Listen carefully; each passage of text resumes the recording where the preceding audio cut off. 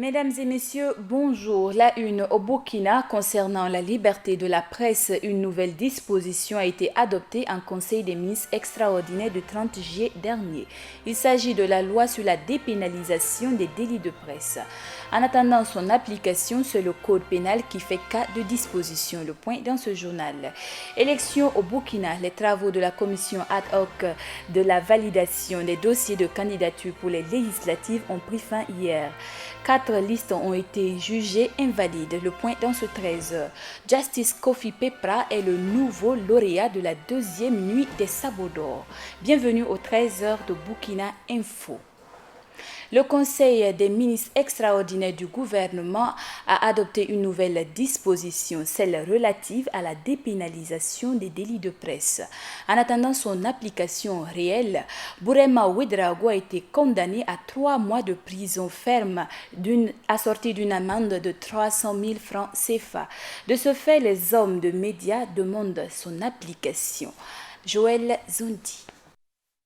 44 journalistes assassinés cette année dans le monde, soit une moyenne de 14 journalistes assassinés par mois, révélait le président de l'association des journalistes du Burkina AJB, Gezouma Sanogo, le 3 mai dernier lors de la journée internationale de la liberté de presse. Saga des médias censurés, suspendus, condamnés ou interdits de parution s'est poursuivi dans plusieurs pays à travers le monde.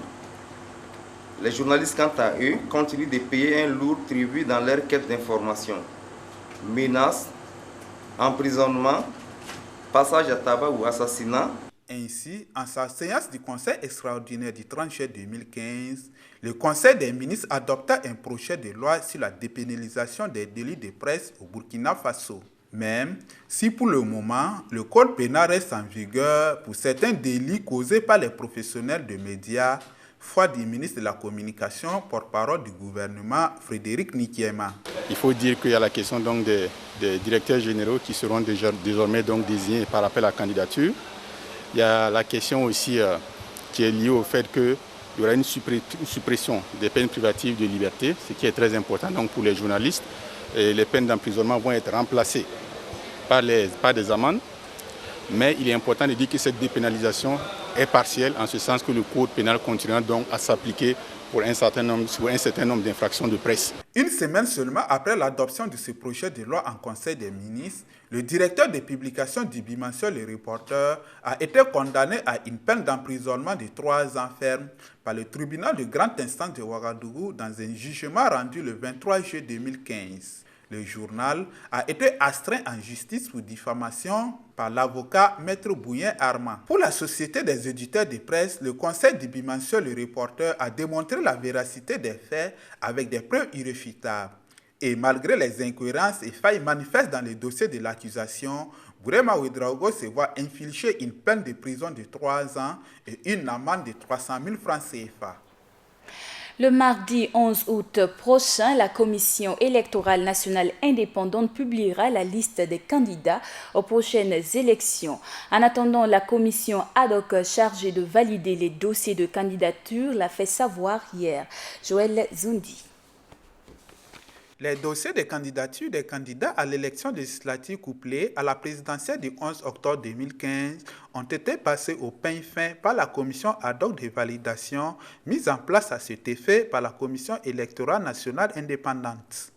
Et parmi ces 6 944 personnalités, nous avons 4 870 hommes et nous avons jusqu'à 2 074 femmes.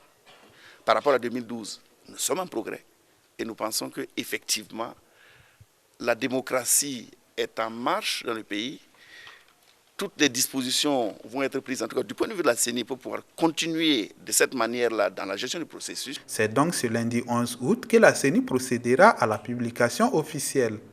Nous allons publier cette liste.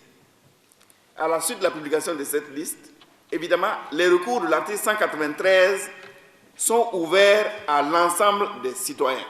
Cependant, elle devrait attendre le feu vert du Conseil constitutionnel pour la confection des bulletins de vote. Si nous avons effectivement admis des candidats qui ne sont pas éligibles au regard de la loi, évidemment, il appartient au Conseil constitutionnel d'examiner les différents recours tels qu'ils seront posés par les citoyens de rendre une décision et nous aurons enfin la liste définitive des candidats à l'élection législative pour nous permettre donc la confection de nos bulletins de vote. En attendant, tous les mandataires ont signé le procès-verbal de validation des dossiers de candidature. Le président de la CENI n'a pas manqué de saluer l'esprit de consensus qui a prévalu lors des travaux et interpeller l'ensemble des acteurs sur leurs responsabilités dans la poursuite du processus de manière à parvenir à des élections apaisées, transparentes et crédibles.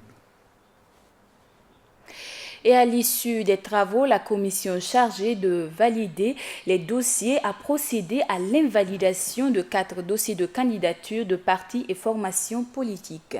On retiendra que pour la majorité d'entre eux, l'invalidation relève de l'absence de casier judiciaire dans les dossiers. Joël Zondi. 1030 listes de candidatures, dont 41 sur la liste nationale et 989 sur les listes provinciales, déposées par 81 partis et 19 regroupements d'indépendants qui ont été examinés par la commission ad hoc de validation des dossiers de candidature à l'élection législative du 11 octobre prochain. Ces listes comportent 6 944 dossiers individuels au total, soit 4 870 candidats de sexe masculin et 2074 candidats de sexe féminin. Nous apprécions positivement l'organisation que la CENI a mise en place pour nous permettre d'aller progressivement et de façon sûre vers les élections elles-mêmes. Le dossier de candidature du regroupement d'indépendants, le Nabas-Nogo, a été invalidé pour absence de liste, dossier incomplet, manque de quittance de paiement de la caution. La liste de 3 partis et formations politiques ont été invalidées. Il s'agit du Parti pour la Renaissance de la démocratie au Faso, PRDF, dont la liste de gourmands a été invalidée pour manque de casier judiciaire du deuxième titulaire.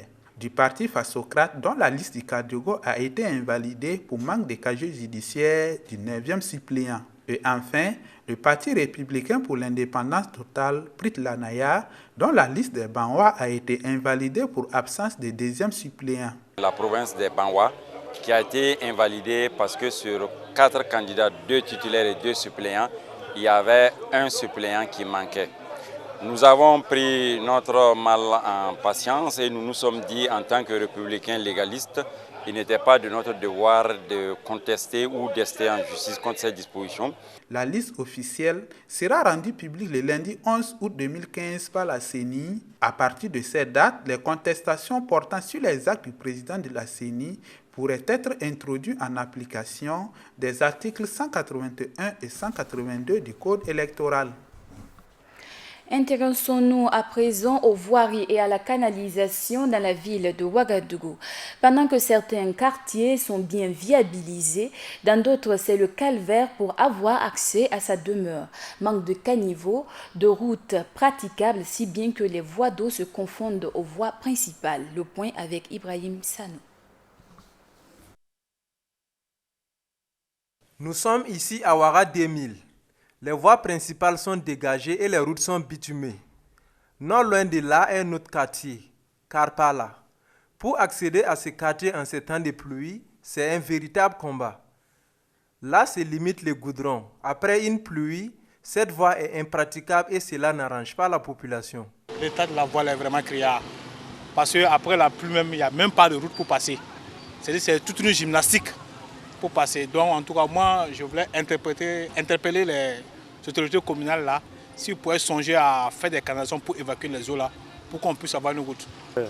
Comme vous-même vous le voyez, il y a trop de boue en cas de pluie et il y a trop de trous en plus. Bon, vous voyez que nous sommes à la fin du goudron et ce qui reste, c'est pratiquement la boue que les gens voient. Bon, donc il y a un problème de canalisation parce que dès qu'il pleut, on ne sait pas d'où vient l'eau, mais tout ici là est carrément, c'est de l'eau seulement. Le pays a besoin d'arranger la route, il n'y a pas la route. Mais avant-hier ici là, sur la route de Siawo là, il n'y a pas la route. Tout le monde a pris même voie. On a pris au contraire pour aller. C'est qu'il n'y a pas la route. On va regarder qu'il n'y a pas personne. On vit comme les animaux, vraiment, c'est quand même incroyable. Ici au moins on peut même dire un peu que ça va parce que derrière il n'y a pas de caniveau. Donc ça fait qu'à un certain moment donné, s'il y a peu de pluie seulement, on n'a pas besoin de beaucoup de pluie même pour avoir des difficultés. Ne serait-ce qu'une petite pluie seulement, on a des difficultés pour pouvoir traverser la route. Encore de surcroît avec les trous qui sont là. On dit à chaque fois on va arranger, mais jusqu'à présent on attend vainement. Oui. À défaut de bitumer les voies principales, il est souhaitable d'avoir des canaux de canalisation pour drainer les eaux de pluie. Cela pourra permettre aux populations d'emprunter les routes en toute quiétude. Un appel est donc lancé aux autorités. La coopérative de la Renaissance vient en aide aux femmes vulnérables de Bobo-Dioulasso. Elle a lancé mardi un projet de création de pépinières au profit d'une quarantaine de femmes vulnérables. Des précisions avec Josias Dabiré. Dans le cadre de la promotion de l'emploi vert des femmes, la coopérative de la Renaissance de Bobo-Dioulasso a lancé officiellement le mardi 4 août 2015 un projet de création de pépinières au profit des 30 femmes vulnérables de Bobo-Dioulasso. On a fait la formation avant de commencer à faire la pépinière et concernant les légumes. Et puis on a enlevé les herbes, puis on a fait ce qu'on a planté. Pour nous, on veut que le travail nous aide à nous sortir de la pauvreté. Financé par la fondation Prosalidar Onlus de Rome, le projet s'étend sur une période de 36 mois au bout duquel les bénéficiaires devraient pouvoir s'autonomiser en matière de création de pépinières. À travers ce projet, l'accent sera mis sur la maraîchère-culture et surtout la production de pépinières de moringa pour une exportation prochaine vers les pays d'Europe et d'Asie. C'est des produits bio, donc des produits qu'on peut trouver un marché en Italie et en Europe en général. Des produits faits avec des espèces qui sont naturelles en Burkina. Donc produire une pépinière et transformer avec de nouveaux marchés. Les nouveaux marchés sont, je fais un exemple, mais il y a beaucoup de choses qui on peut citer. Exemple, les feuilles et les graines de moringa, qui sont très appréciés en Europe, mais je crois qu'il y a des demandes même en Chine, même en Japon. Le moringa, c'est un produit naturel qui ici se développe très vite et il peut donner de bons résultats. À l'issue du lancement officiel, une visite guidée de l'espace de la Renaissance où est logé le projet et les travaux de création des pépinières a permis aux autorités de voir de près les potentialités du projet. Agriculture, à présent, près de 4,4 milliards de francs CFA ont été injectés dans la mise en œuvre d'un programme d'appui au financement adapté à l'agriculture familiale, AgriFinance. Cette aide est l'œuvre du programme des Nations Unies pour le développement PNUD et de la coopération suisse. En rappel, le programme d'une durée de 4 ans interviendra dans 3 zones, le nord, l'est et la boucle du Moon, avec pour perspective une extension sur l'ensemble du pays. En rappel, l'agriculture burkinabé contribue pour près de 40% à la formation du produit intérieur brut et occupe plus de 86% de la population active.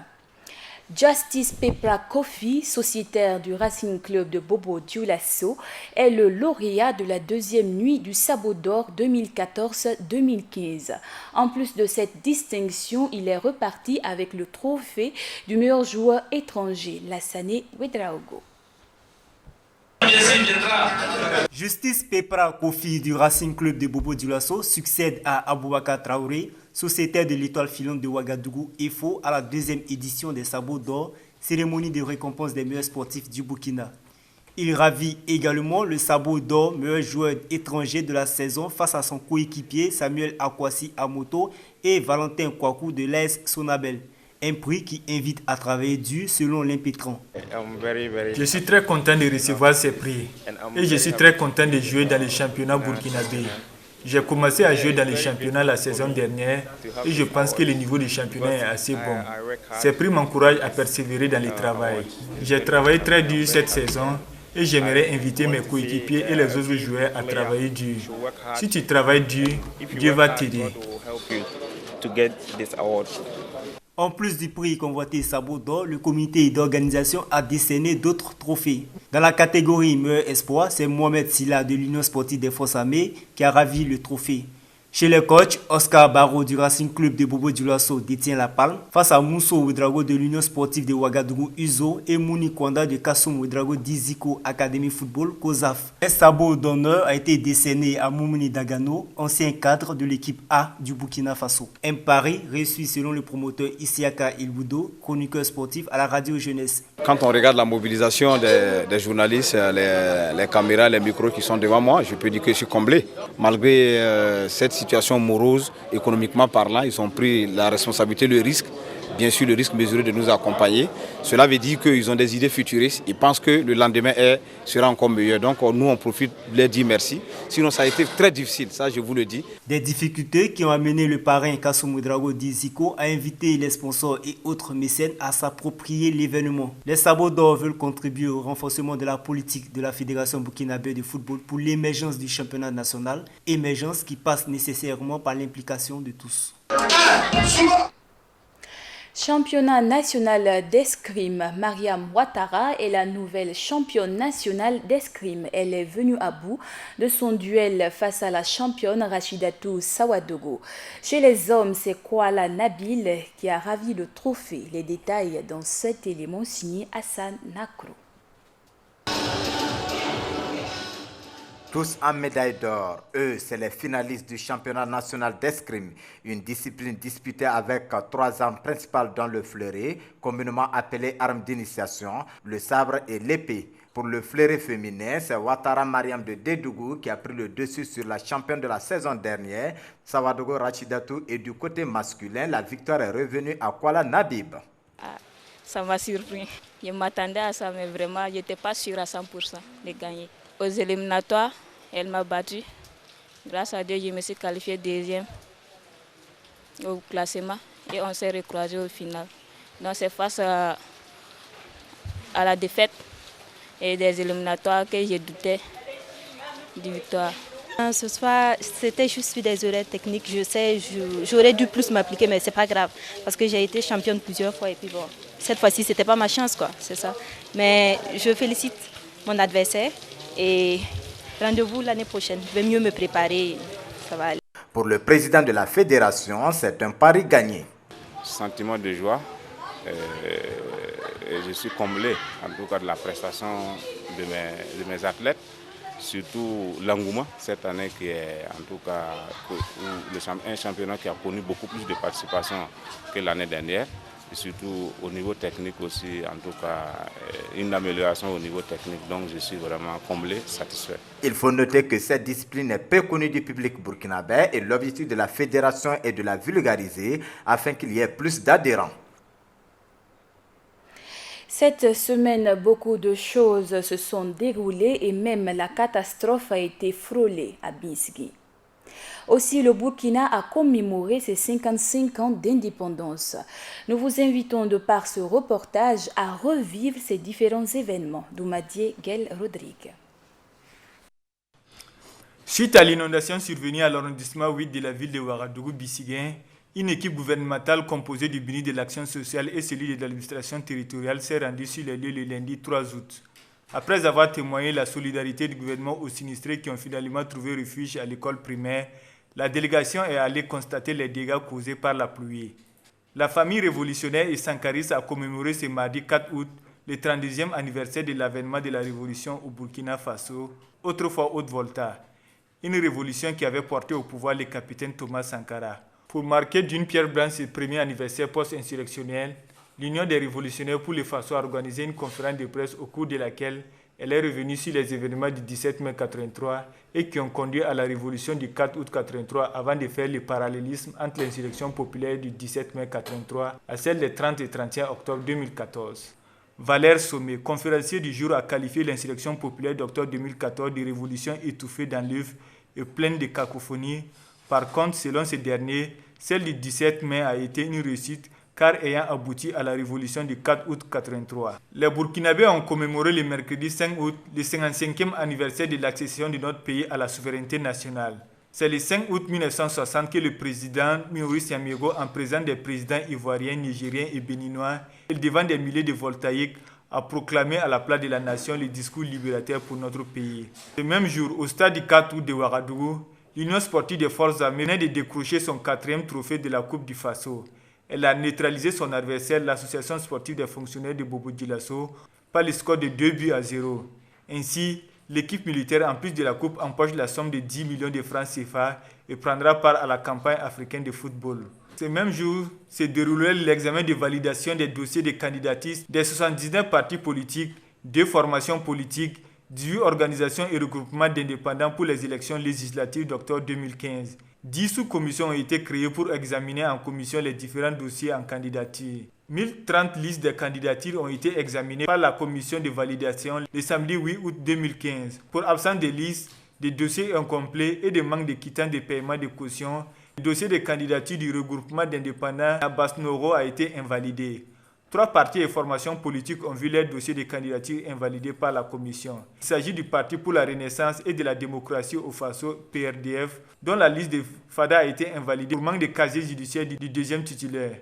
Du Parti Fasocrate pour manque de casier judiciaire pour le 9e suppléant. Et le Parti républicain pour l'indépendance totale, Prit Lanaya, dont la liste du Banwa a été invalidée pour absence de 2e suppléant. La liste officielle de validation des candidatures sera publiée le 11 août par la CENI et dès cette date, les partis contestataires pourront faire recours.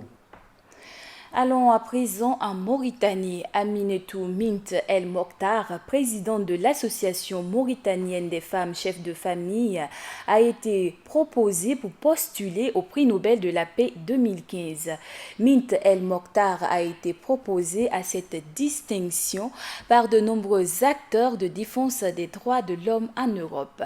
Il s'agit de la première personnalité mauritanienne postulant au prix Nobel de la paix dans toute l'histoire de leur pays. La présidente de cette association depuis de nombreuses années elle milite en faveur des droits de l'homme et consacre une grande partie de ses efforts à l'assistance matérielle et juridique des filles mineures utilisées comme domestiques et qui sont parfois victimes de violations de leurs droits. C'est aujourd'hui 9 août que la ville de Ferguson commémore le premier anniversaire du décès de Michael Brown, un jeune homme de 18 ans non armé, mort sous les balles d'un policier blanc Darren Wilson. En souvenir de ce jour, plusieurs centaines de personnes ont défilé hier dans la ville. Parmi les événements prévus aujourd'hui pour les commémorations, les marcheurs observeront 4 minutes 30 secondes de silence pour marquer le fait que le corps de Michael Brown, qui reposait face contre terre, est resté 4h30 dans la rue avant d'être transporté à la morgue. En rappel, les émeutes de Ferguson s'étaient propagées à d'autres grandes villes américaines et avaient relancé le débat sur la manière dont les policiers blancs traitent les Noirs, surtout quand il s'agit du recours à la force. Nous recevons à présent sur ce plateau du 13h Amina Bambara Bila, ministre déléguée chargée du budget. Bonjour madame et bienvenue sur ce plateau du 13h.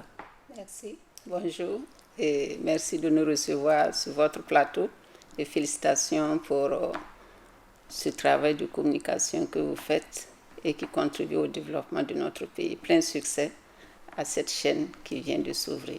Merci beaucoup, madame. Il y a de cela quelques jours, vous êtes sous le coup des feux des projecteurs des différents médias, à savoir un différend entre vous et le SINAFI. Mais avant de revenir sur cette question avec le syndicat des financiers du Burkina, on va parler de fonds commun. Qu'est-ce que le fonds commun et dans quel ministère on retrouve le fonds commun? Merci. Il faut dire que le fonds commun est une source de motivation qui a été trouvée depuis pratiquement plusieurs années pour motiver les personnels des régies de recettes, douanes, impôts, trésors à mobiliser suffisamment les ressources sans succomber aux tentations de corruption ou de fraude. Voilà, donc c'était initialement au niveau des régies de recettes et donc au niveau du ministère de l'économie et des finances. Un exemple simple que je vais prendre, puisque c'est assis sur des accessoires de recettes. Pour un redressement fiscal qui peut se faire par un agent des impôts 2 ou 3 ans après, l'intéressé pourrait constater qu'un opérateur économique a pu mobiliser collecter environ 100 millions de TVA et qui n'aurait pas reversé. Et l'agent va se charger de mobiliser ces recettes. L'opérateur économique pourrait être tenté de le proposer de réduire par exemple à 20 millions, quitte à lui donner pourquoi pas 30 millions. À ce moment, l'agent gagne, l'opérateur gagne, mais l'État perd. Pour éviter cela, l'agent peut être intransigeant. Les 100 millions seront payés. Et en plus de cela, il y aura des amendes ou des pénalités que l'opérateur va payer. Et à ce moment, il est autorisé que le montant de la pénalité qui sera payé, qu'une partie soit reversée à la structure des impôts et une autre partie au fonds d'équipement pour pouvoir effectivement aussi mettre à leur disposition des conditions minimales de travail. Donc voilà ce que c'est que le fonds commun. C'est la partie résiduelle des amendes sur des pénalités qui reviennent au régie. À ce moment, il y a eu un moment où véritablement les financiers ont trouvé qu'eux aussi, ils ont leur part de contribution dans la gestion saine des finances publiques et ils ont souhaité bénéficier alors de cette part qui revient, par exemple, au régie. Et ce fut le cas. Qui a été adopté et redistribué à partir de 2011. Exactement, voilà. Et c'est cela. Et parlant de fonds communs, quels sont les ministères qui en bénéficient à part votre ministère? En principe, c'est la responsabilité personnelle et pécuniaire qui justifie cette motivation financière. Sur cette base, c'est le personnel en charge des finances. Mobilisation des finances, des ressources et gestion de la dépense publique. Mais il s'est trouvé que véritablement, il y a des ministères qui ont commencé également à réclamer. Par exemple, le ministère des Mines. Il mobilise également des recettes minières. Donc, ils ont demandé, ils bénéficient d'une motivation qu'on peut appeler également fonds commun. Ce fut le cas au niveau du ministère du Commerce et une partie également au niveau d'une partie du corps du personnel de la santé. Voilà pour l'instant les ministères qui peuvent bénéficier de ce qu'on appelle le fonds commun. Une revendication qui a tendance à s'étendre pratiquement à tous les ministères parce que chacun veut bénéficier d'une certaine ristourne à la fin de l'année. Alors, il y a de cela quelques temps, il y a des réflexions qui sont menées afin d'assainir le milieu. Alors, qu'est-ce qui est fait présentement au niveau de votre ministère pour résoudre cette question, à savoir les différentes grèves sur le fonds commun? Peut-être expliquer pourquoi cette grève. Au fait, cette grève est plus justifiée par le fait que les agents financiers trouvent que le ministre du Budget étant financier ne protège pas suffisamment leurs intérêts et ne conseille pas suffisamment le ministre de l'Économie et des Finances, qui est le seul responsable, le premier responsable du département et qui devrait décider de la répartition du fonds commun entre les régies et puis les finances. Sur cette base, il trouve également aussi que je suis mieux placé que n'importe quel ministre pour connaître les réalités de ce pays, puisque j'ai été à certains postes de responsabilité et également parce que moi j'ai animé Ecofinance, j'ai reçu beaucoup de ministres, j'ai reçu beaucoup d'acteurs publics et en conséquence, ils pensent que je n'ai pas joué ma partition. Et c'est la raison pour laquelle ils ont trouvé que la partie fonds commun de la deuxième tranche de l'année 2016 n'a pas été suffisamment équitable au point où il y aurait un écart criard entre ce que perçoivent les financiers et ce que perçoivent les régies de recettes. Donc, ils ont demandé dès le départ qu'il y ait une réduction de l'écart, sinon, ils vont œuvrer à ce que ce fonds commun soit supprimé. Ils ont d'ailleurs décrété une grève qui doit débuter le 19 de ce mois. Oui. Alors, quelles sont les solutions que vous comptiez mettre en œuvre pour entériner cette grève-là? Les solutions, il faut d'abord dialoguer. Il faut d'abord dialoguer et malheureusement, nous constatons que le syndicat est un peu radical et dans la mésinformation parce qu'il trouve que les autorités du département des finances ne les ont pas accordé les audiences qu'ils ont sollicitées alors que ce n'est pas vrai. C'est pourquoi il a fallu rétablir la vérité parce que c'est seulement vendredi que j'ai reçu un SMS qui me demandait une audience pour au plus tard 17h. Alors que j'ai reçu le SMS à 16h30. Et j'étais en conseil de ministre extraordinaire de COSIAM jusqu'au ministère de l'Économie et des Finances. Je n'ai pas moins de 45 minutes à faire. Je leur ai signifié que je serais disponible à partir de 18h. Et ils ont dit non, qu'il n'est pas question de laisser tomber. Ils n'ont plus besoin de moi. Ils vont s'adresser à monsieur le ministre de l'économie et des finances et il n'est pas là. À ce moment, la seule solution, c'est le dialogue, c'est la concertation comme nous l'avons fait depuis le début de l'année. Et je crois que fort heureusement, après le point de presse qui s'est déroulé hier, je crois qu'avec l'information juste que nous avons eu à donner, on revient à de bons sentiments. Ils acceptent que moi, par exemple, ministre du Budget, je puisse les recevoir déjà dès demain matin en l'absence de monsieur le ministre de l'économie et des finances. Voilà ce qui peut être fait au niveau de notre département. Négocier, échanger, dialoguer. Maintenant, étant donné qu'il y a eu une radicalisation et que depuis fort longtemps... Une radicalisation qui se traduit selon nos sources que vous n'avez pas accès à vos locaux. Exactement. Je vous informe que le mardi, ils ont dit que le lundi, si je m'obstinais à venir, on allait me violenter. Et si possible, d'une sale manière, à défaut me huer. Sur cette base, ne comprenant pas exactement de quoi on me reprochait, malheureusement, j'ai été gravement malade. Il a fallu mardi aller au bureau à 5h30 pour éviter d'être hué à l'arrivée. Donc voilà malheureusement ce qui s'est passé. Mais la solution ultime qui sera trouvée, le gouvernement s'en est saisi pour dire que ce n'est plus une affaire du ministère de l'économie et des finances parce que depuis très longtemps, on avait dit aux financiers arrêtez de trop parler du fonds commun.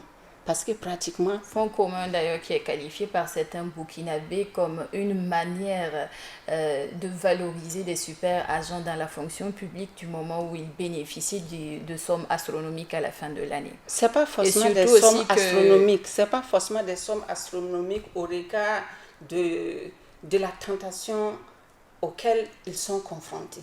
Lorsqu'on vous propose 50 millions pour vous seul, je me demande combien de Burkinabés peuvent ne pas subir cette tentation. Ce n'est pas des sommes astronomiques. Seulement, pratiquement tous les ministères se disent, s'il n'y a pas la santé, vous ne serez pas financier.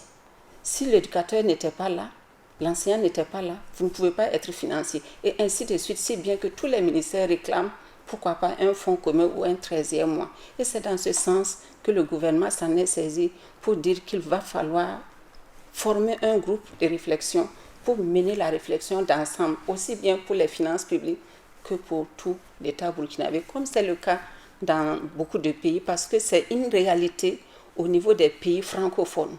En France, ça existe, et au Sénégal même, il y a eu en 2007, si je ne me trompe, un décret qui a conforté la nécessité ou l'impérieuse nécessité d'avoir ce fonds commun au niveau des régies de recettes, sinon au niveau du ministère de l'économie et des finances, parce que c'est très important. Si on s'en passe, je vous assure que ce serait des gâchis énormes. On va perdre énormément en matière de mobilisation de ressources propres de l'État, alors que nous devons compter sur ces ressources avant que les bailleurs de fonds ne puissent nous accompagner.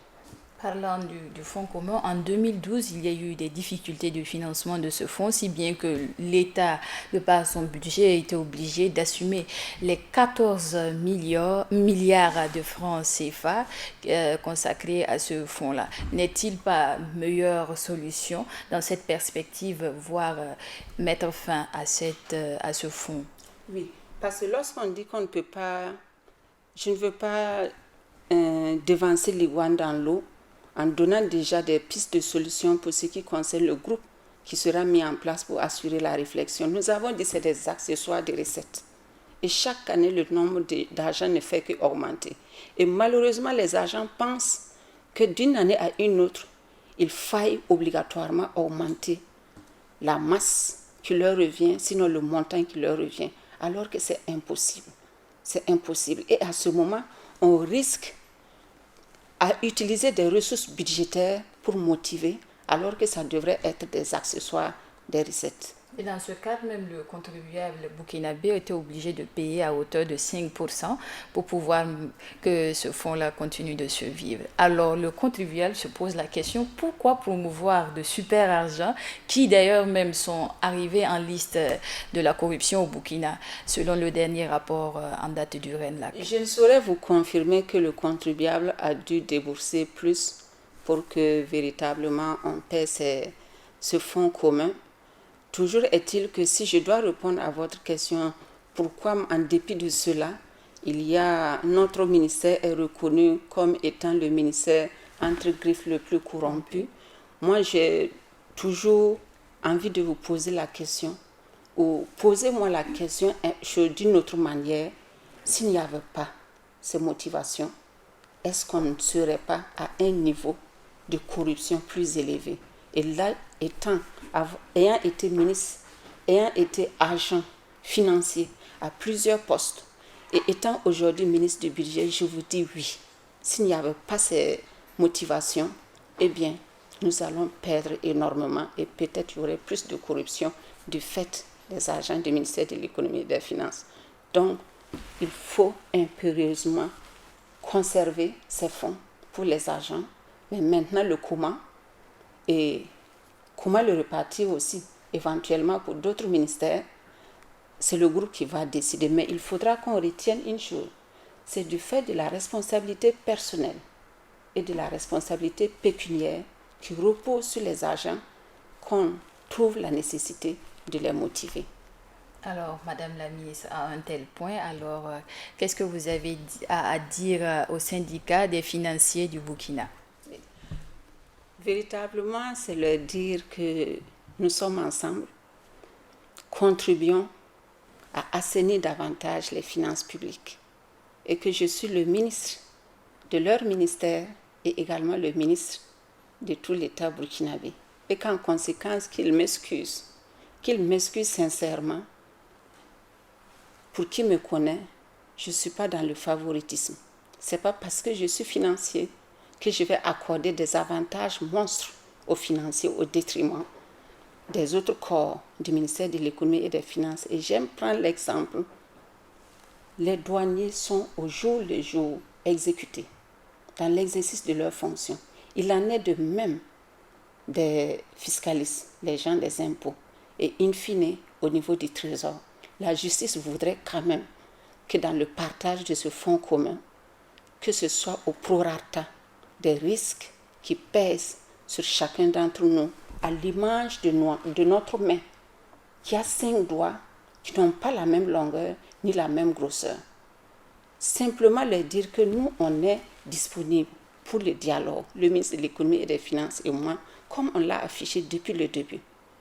On va continuer ce dialogue pour peu qu'eux, ils acceptent, qu'ils arrêtent souvent de nous mettre trop la pression, à l'image de ce qu'ils ont fait au ministre du budget à un moment donné, où lors du paiement de l'IRF, l'impôt sur la responsabilité financière que nous leur avons octroyé au SINAFI exclusivement pour corriger une injustice, ils m'ont sommé de leur payer à un moment où nous avions des difficultés énormes de trésorerie et où il y avait des besoins très urgents, sensibles, à l'image de ce qu'il fallait payer pour les SENO.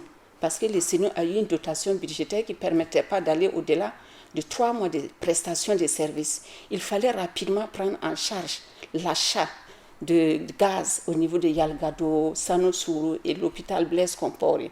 Et à cela, il fallait payer les arriérés pour l'évacuation des femmes à l'extérieur parce que les structures à l'extérieur ont dit tant que vous ne payez pas les arriérés, aucun patient encore atteint de cancer ne sera évacué.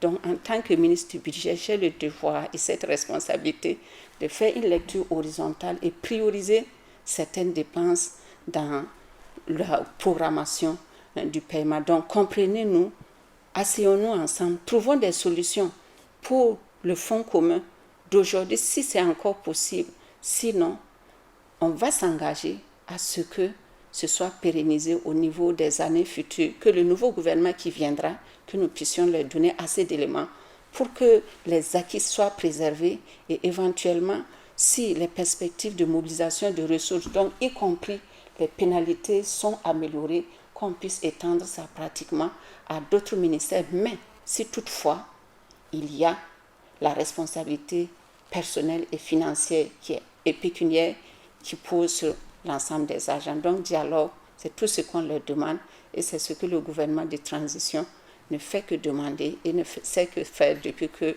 nous sommes portés au niveau du gouvernement depuis novembre 2014. Merci beaucoup, madame. Merci à vous. C'est tout pour cet entretien avec Amina Bila Bambara, ministre chargée du budget du Burkina. Entretien qui met fin au journal du 13h sur la chaîne Burkina Info. À tous ceux qui nous suivent dans la ville de Ouagadougou et dans les 45 provinces du Burkina, Wena Konton Zabre.